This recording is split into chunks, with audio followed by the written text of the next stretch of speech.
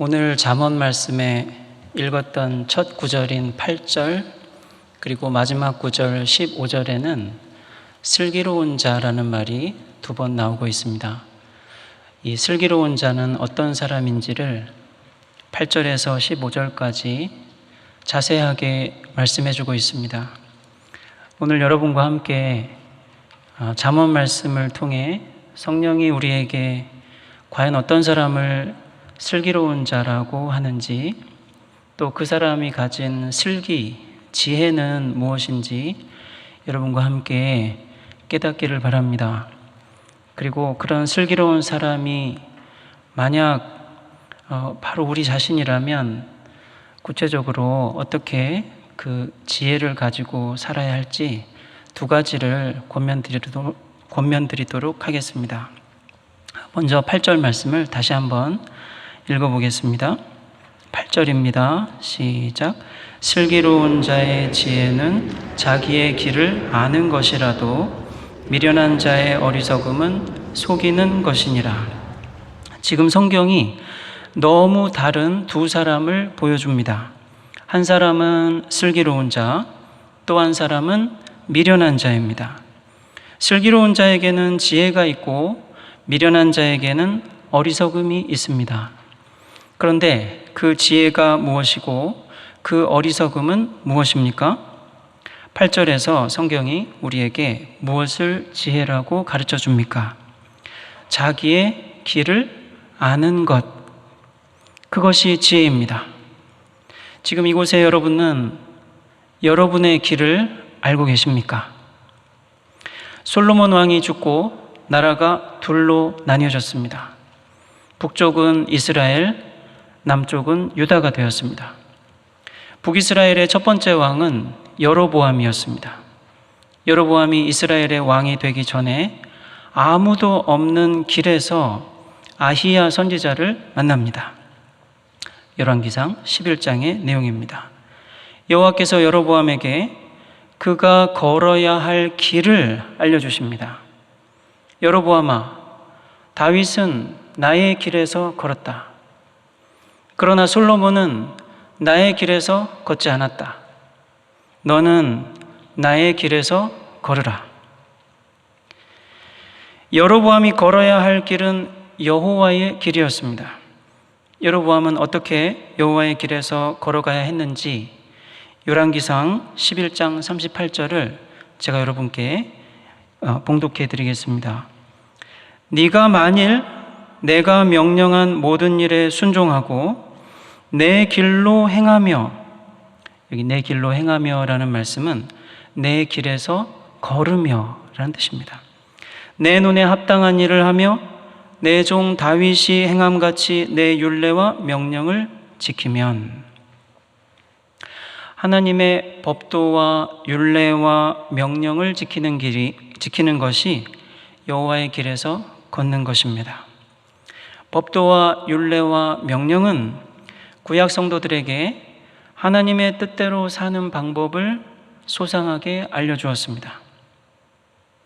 하나님이 여로보암에게 내 길에서 걸어라 하신 것은, 여로보암아, 너 왕이 되거든 꼭 내 뜻대로 살아라 하신 것입니다.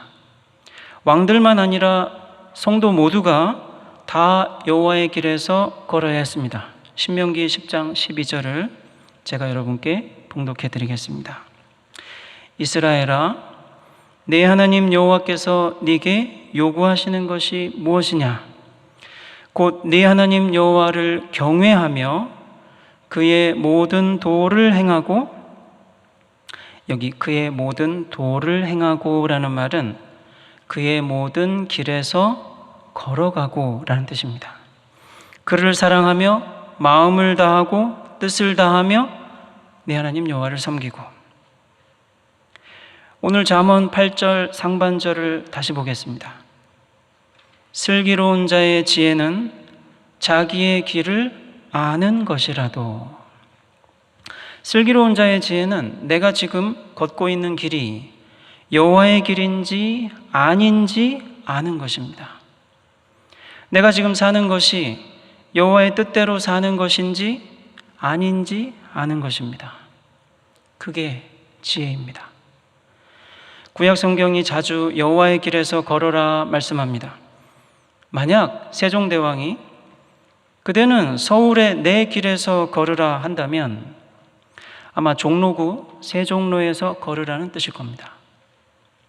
하지만 여호와께서 내 길에서 걸으라 하시면 여호와로라는 이름의 길에서 걸으라는 말씀은 아닙니다. 내 뜻대로 살아라는 뜻입니다. 성경에서 어떤 길에서 걷는다는 말은 어떤 생활을 한다는 비유입니다. 이건 한국 사람이 거의 다 아는 것 같습니다. 그래서 일찌감치 1940년 2월에 유명한 노래가 나왔지 않습니까? 오늘도 걷는다마는 정처 없는 이 발길, 지나온 자욱마다 눈물 고였다, 이런 노래죠. 이 비유는 미국 사람들도 잘 아는 것 같습니다. 유명한 노래가 있지 않습니까? 프랭크 시나트라 My Way, 마지막에 크게 부르는 대목이 있습니다. And did it my way? My way.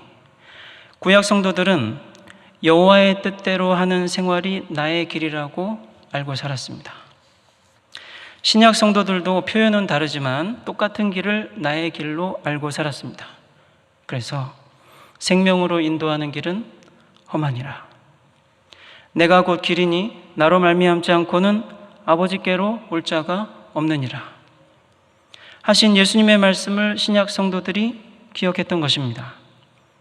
여러분, 여호와의 뜻대로 하는 생활, 아버지께로 가는 길, 생명으로 가는 길, 이것이 여러분의 길임을 알고 계십니까?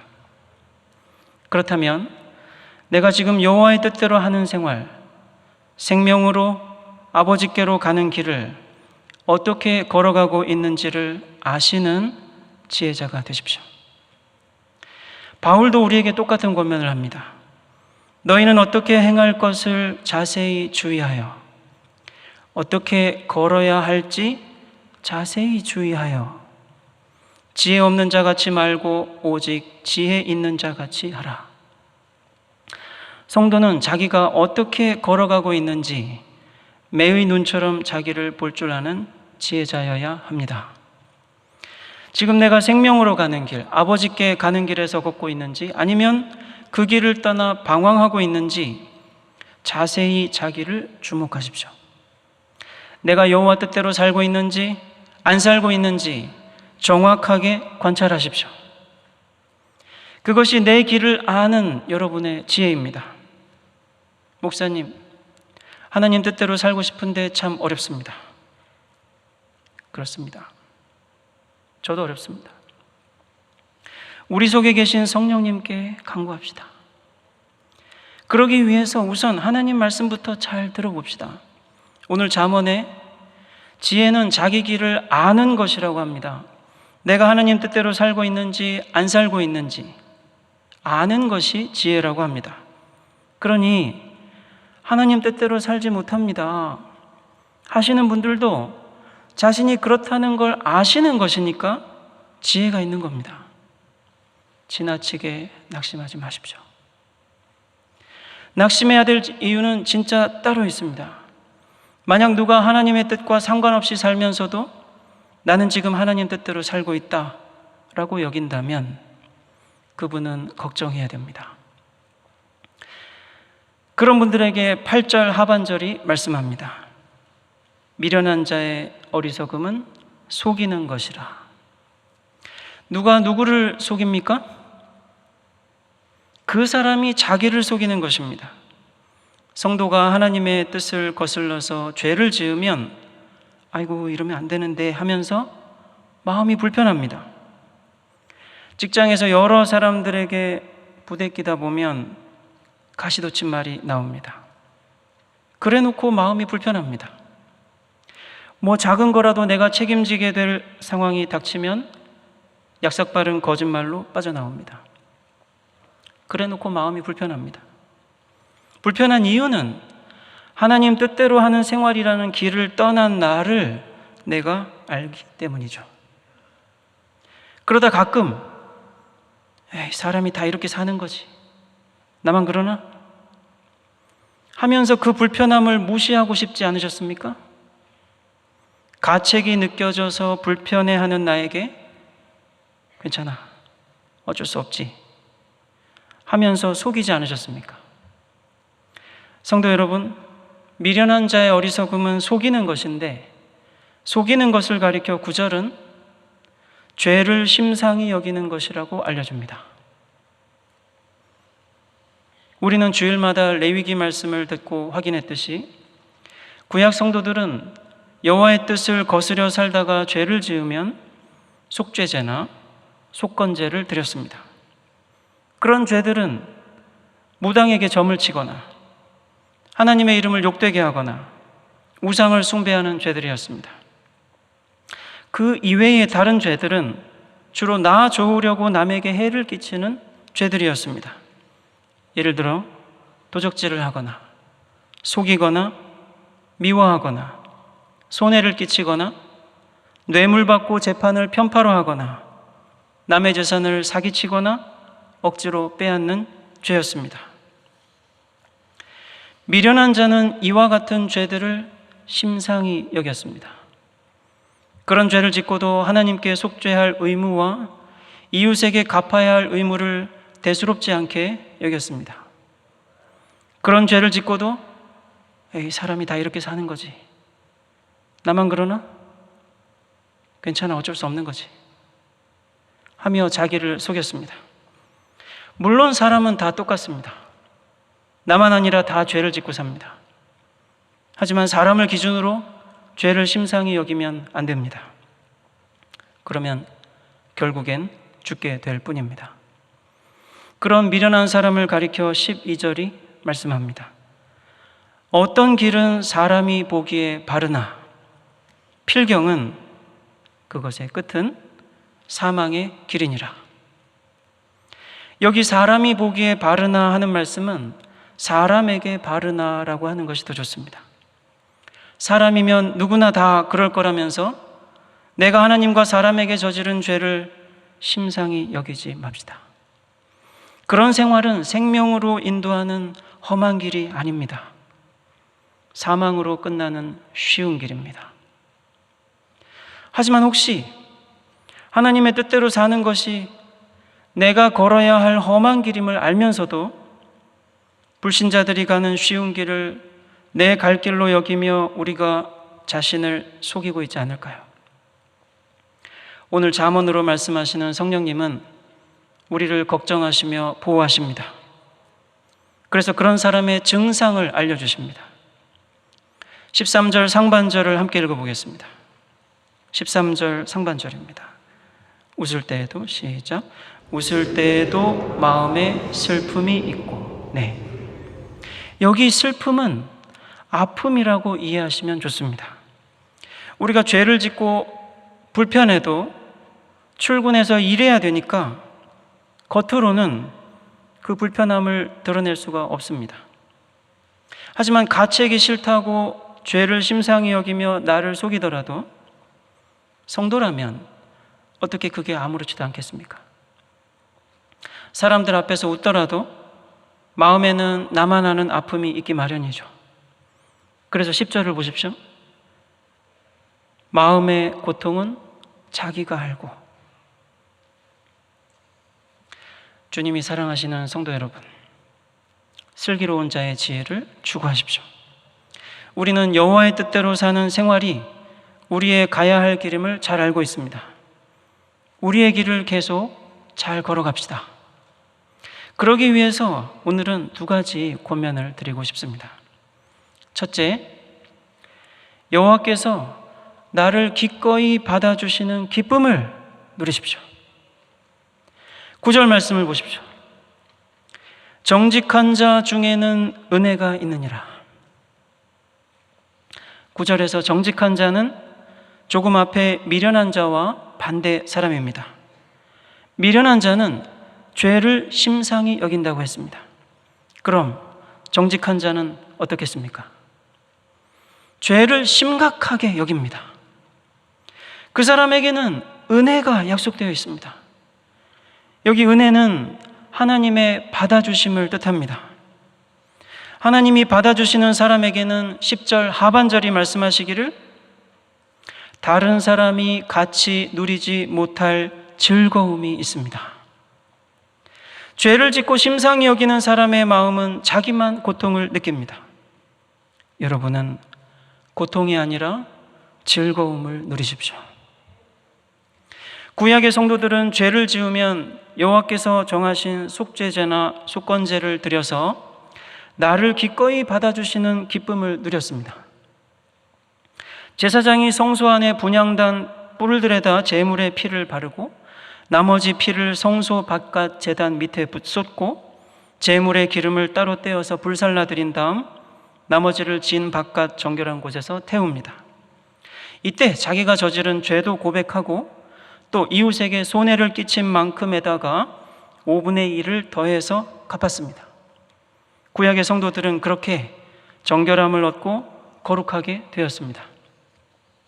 신약의 성도들은 여호와께 속건제나 속죄제를 드려서 죄를 속할 필요가 없습니다. 대제사장 예수 그리스도께서 짐승의 피가 아니라 흠없는 자기의 피로 성도의 의식을 혹은 양심을 죽은 행실로부터 깨끗하게 하셨기 때문입니다. 히브리서 9장 14절 말씀, 신약 성경 362페이지입니다. 여러분 함께 찾아서 읽으셨으면 좋겠습니다. 신약 362페이지 히브리서 9장 14절 말씀입니다.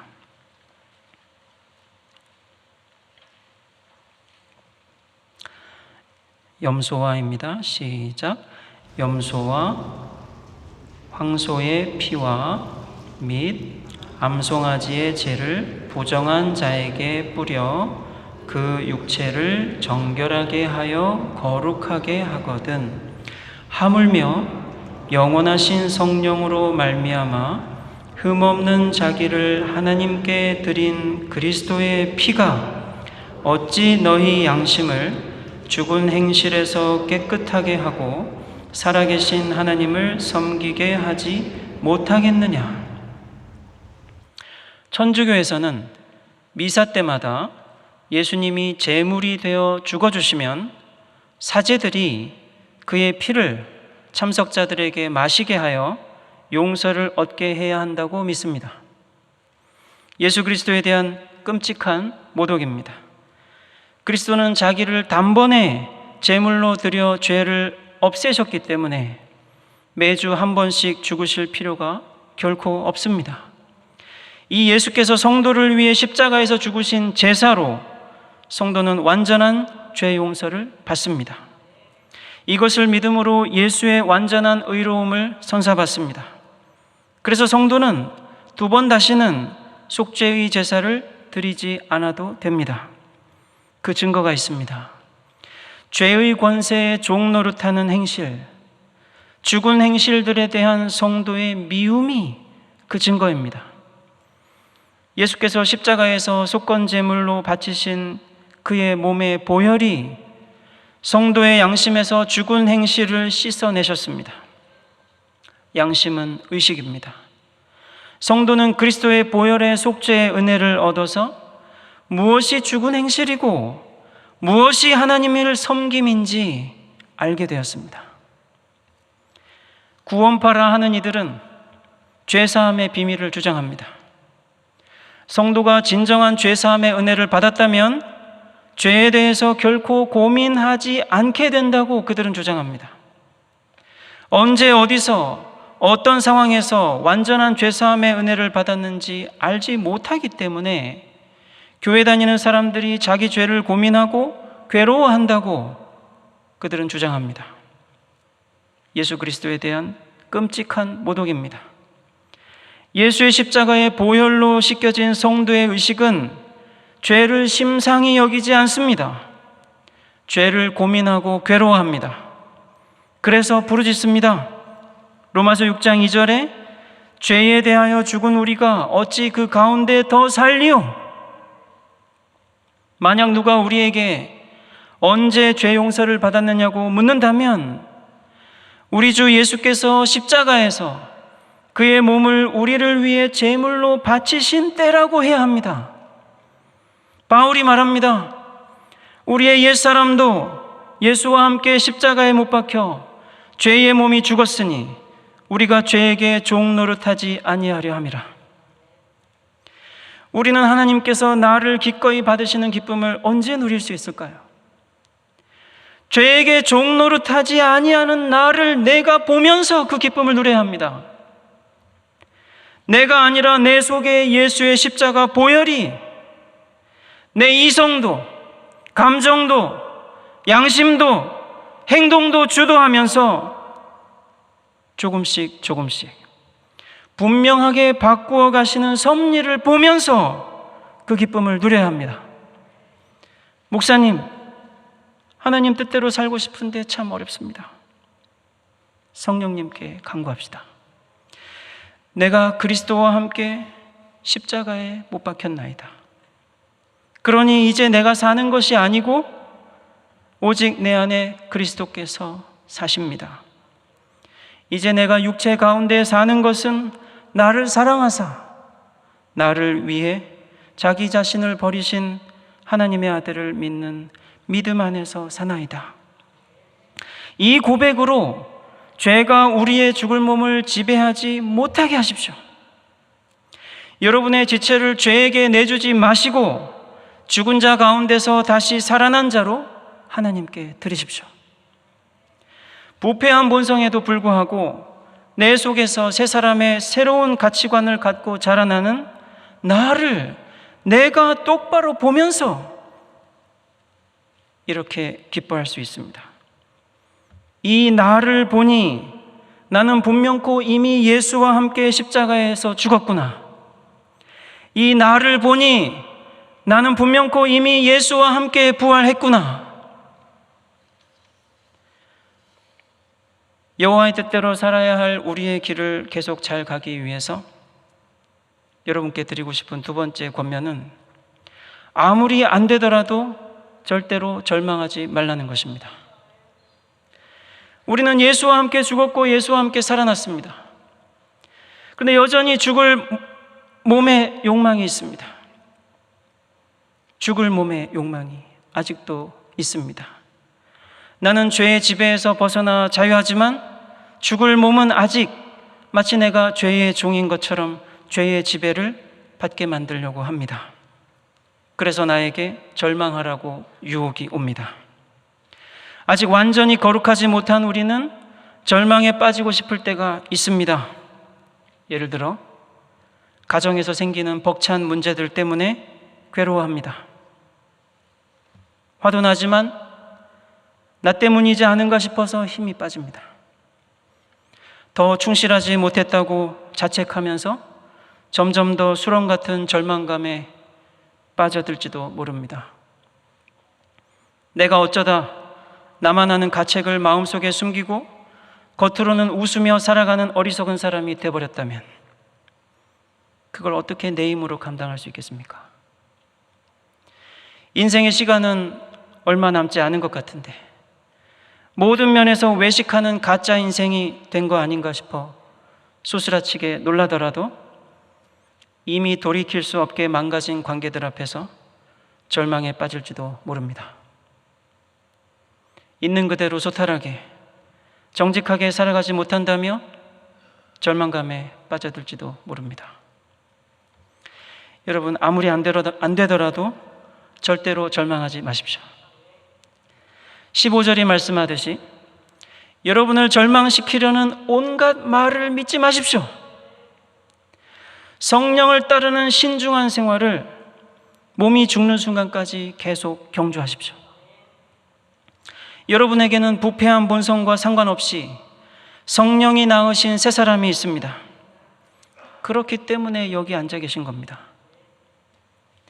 내가 아니라 성령께서 이 새 사람을 양육하시고 끌어가신다는 성령의 절대 주권을 믿으십시오. 그 믿음으로 계속 경주하십시오. 구약의 성도들도 믿었습니다. 역대하 7장 14절에서 내 이름으로 일컫는 내 백성이 그들의 악한 길에서 떠나 스스로 낮추고 기도하여 내 얼굴을 찾으면 내가 하늘에서 듣고 그들의 죄를 사하고 그들의 땅을 고칠지라. 오늘 잠언의 말씀을 듣고 믿음으로 희망을 가지십시오. 11절에서 말씀하기를 정직한 자의 장막은 흥할 것이다. 정직한 사람은 9절에서 말씀하듯이 죄와 싸우며 하나님의 기꺼이 받아주시는 은혜, 나를 예수님 닮게 하시는 성화의 은혜를 누리는 사람입니다. 여러분의 장막, 여러분의 가정이 다시 회복될 것입니다. 여러분의 사회생활도 14절이 약속하듯이 합당한 보응이 가득할 것입니다. 그 믿음으로 여러분은 15절이 권면하듯이 행동을 깊이 생각하십시오. 여기 행동이라는 말은 걸음이라고 이해하시면 더 좋습니다. 이 한 걸음을, 지금 이 순간 내가 해야 할 말을, 나의 이 행동을 어떻게 해야 하는 것입니까? 성령님, 끝을 바라보십시오. 끝을 바라보며 여러분의 길을 계속 걸어가십시오. 사망으로 끝나는 길이 아니라 영원한 생명으로 부활하는 끝이 있는 길, 여러분의 길을 절대로 잊지 마십시오. 아멘.